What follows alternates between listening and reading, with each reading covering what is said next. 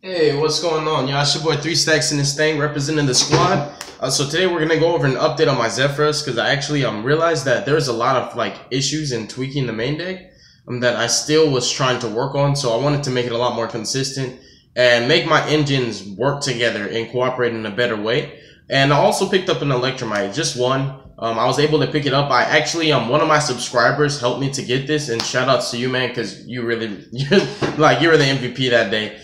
And also, all the other deck profiles that people are asking me about, there's a very large to-do list that I have, and I'm slowly but surely getting the cards. And I just ask that you be patient with me. I actually have almost 50 different decks that I have to build because there's that many requests on my to-do list, and it's I'm trying my hardest, but I'm one person. I do my best, but trust and believe, it's gonna happen. I've been doing it, and I've been slowly but surely, doing all these deck profiles for you guys. But we're updating my Zefras. I want to show you guys exactly what direction I'm going with this deck. I feel like Pendulums are kind of the best because Electrum is just insane. But I like that Zefras are more or less rogue. They're not completely rogue, but they're just not one of the best meta decks right now. So let's hop into my deck list. So starting off with the main monsters that you're playing for your Zefra lineup, you're playing 3 Zefra, the best scale and the only non-restrictive scale, and he's pretty much any scale. His monster effect is insane, Pendulum summoning twice in one turn, summoning Zefras from the deck, 3450 beat stick. He's the best Zefra. And then for your engine, you play 3 Safranu. You gotta play 3. He actually is the heart of the deck. He keeps everything rolling. As long as you have one, you can just work off of just one, continuing to Pendulum summon him, destroy him, and get searches for days. He's the engine. And then you play 2 Safraxi. 3 is no longer needed, but you still need to play multiples of this card. It's actually really, really insane. I like it a lot.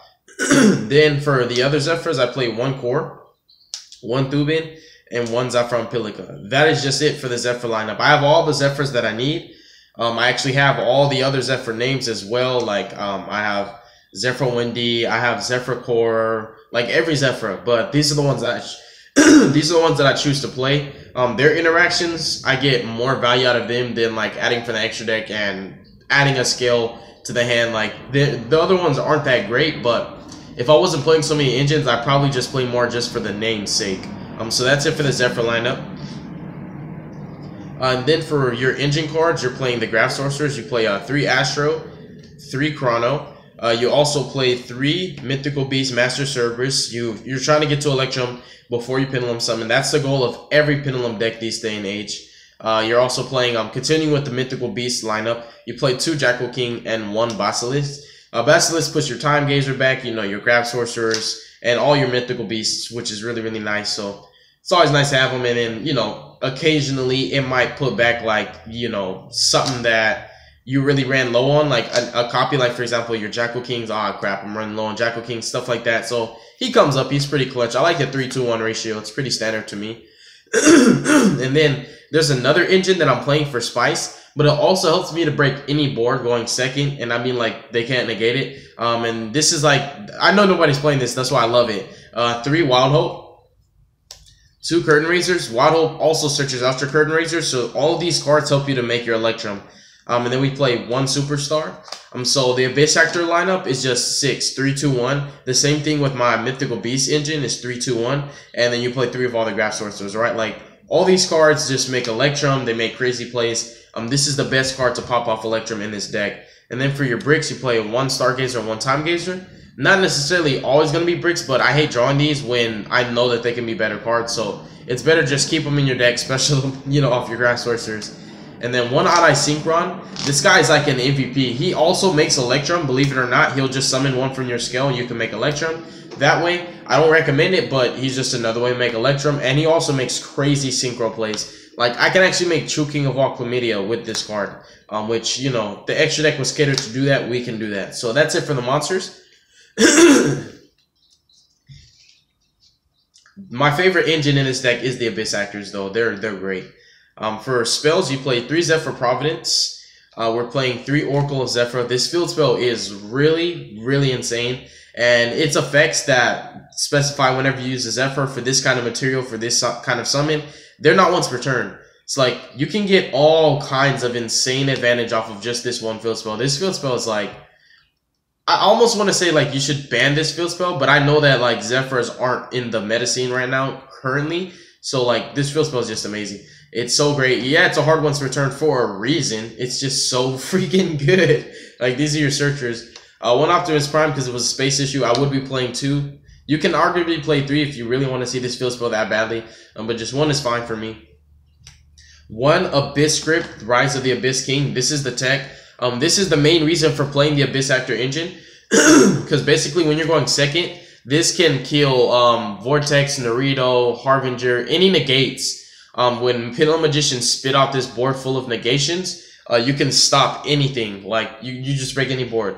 So your Abyss Actor, your engine, the best monster in your engine is actually Superstar. You just need to control him, and while you control him, your opponent can't respond to this card. So you can bring him out however you want. He also tutors this directly from the deck, but you want to search this card turn 1.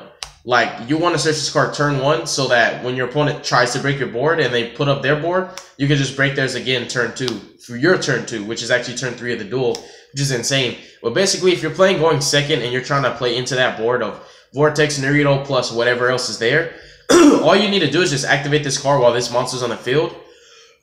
And he basically, his effect, you can't respond to my summons. So, like, you can Pendulum Summon as long as he's in the middle of the Pendulum Summon. They can't do anything about it.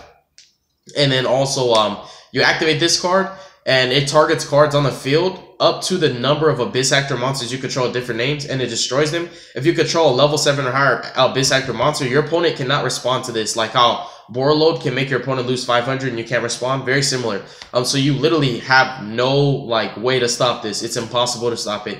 You can't even negate this with Judgment. Like you can't respond to this card's activation if you have them on the field. So what happens is you pop Vortex, Naruto, everything else that was there that was in your way, and you just OTK your opponent. Like, you don't even have to do your standard Electrum plays or anything like that. You just kill them off of pure damage.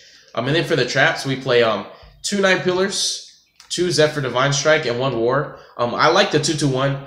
I really like it's like a lot of like 3-2-1s and 2-2-1s in this deck, but I really like Zefra War a lot, like a whole lot. I wish I could play more of it, but these cards are better in every matchup where Zefra War is not always going to stop your opponent, but it is like Scrap Dragon. It's insane, you know, popping your Zefra Nui, popping their cards, searching, like, for example, another one of this if you're playing it. I really wish I could do 2-2-2, but like 5 traps is already too much. And honestly, like, if I wanted to go crazy on the traps, I could play like the Solemn Brigade plus these and just play Guiding Ariadne and go Trap City, right? Like, if I really want to be crazy like that. So that's the main deck. I like it mostly. The main reason why I like it is because Zefras are like under the radar, so I don't have to worry about the fear of any of their cards being hit on the ban list, and also that just nobody's playing it. I just really, if I'm gonna play a deck and it's gonna be somewhat meta, it just has to be something that is, like I said, under the radar and just like people are sleeping on it. For the extra deck, we have 3 Electromites, right? These are 2 proxies for Electromites. Sorry guys, I only have 1. I originally had 3, but I had to pay rent, so I sold all 3 of my Electromites when they were up. Like, they dropped and then went back up, but we're proxying the other 2. At least we have 1 to show for display. You want to play 3, this deck actually makes this guy like crazy. Once you make 1, you're going to make the other 2.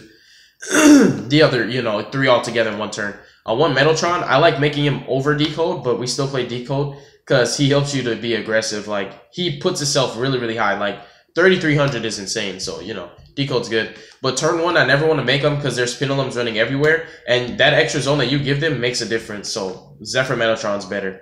Then we have Vortex, Naruto, Baguska for your XYZs.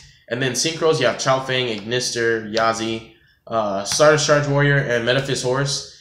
People don't understand how this card works. They think that he affects the monsters, right? That's completely negative. That's wrong. You gotta understand the ruling and also the card text.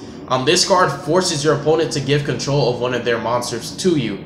It doesn't say, oh, target one monster your opponent controls and then your opponent gives that to you. No, your opponent has to choose a monster and they relinquish control of that monster to you. So this gets over anything that is unaffected by anything, right? It just takes it. It doesn't really matter. I'm not here to argue with anybody. I know what I'm talking about. So we'll just leave it at that. The 5 Synchros, perfect.